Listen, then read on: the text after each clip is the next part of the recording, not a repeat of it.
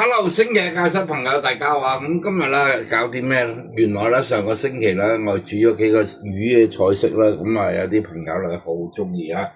咁啊香港人其實咧真係好中意食魚啦，啊或者海鮮類嘅。咁啊今日煮一個龍躉件嘅，龍躉買翻嚟切咗件啦，咁啊稍微簡簡單單醃一醃佢啊，鹽糖啊都係嗰啲生粉啊最基本嘅醃味。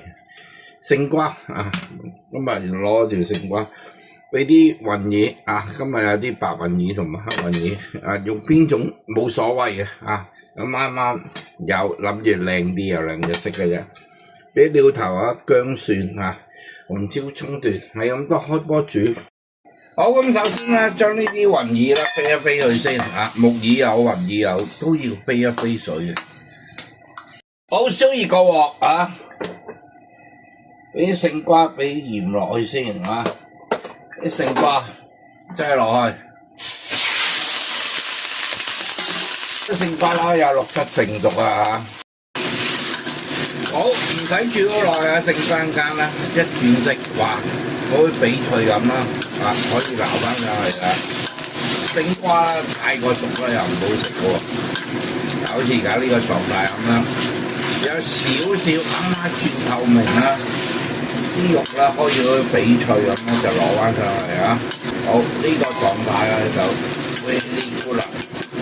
好，咁再一次啦，燒翻你個鑊啊，係嘛？再係俾油落去啊，將啲躉件擠落去，煎一煎落去啊！唔好喐佢住，唔好輕舉放動啊！香我最緊要香，躉咧就有少少龍躉呢啲啦，有少少腥味嘅啊！好，嗱，咁樣仲唔香晒你睇，好金香啊呢度，咁啊，啲酒客恩物嚟嘅呢，喺呢度俾翻生抽落去啊，更加香，揀翻晒嚟先啊，好，俾油落去啊。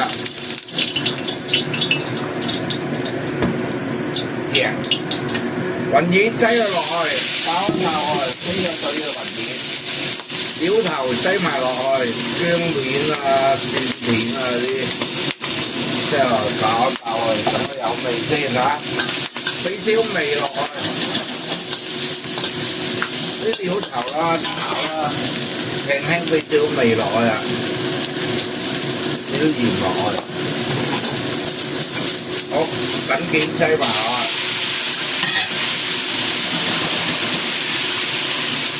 葱段擠埋落去，紅椒擠埋落去，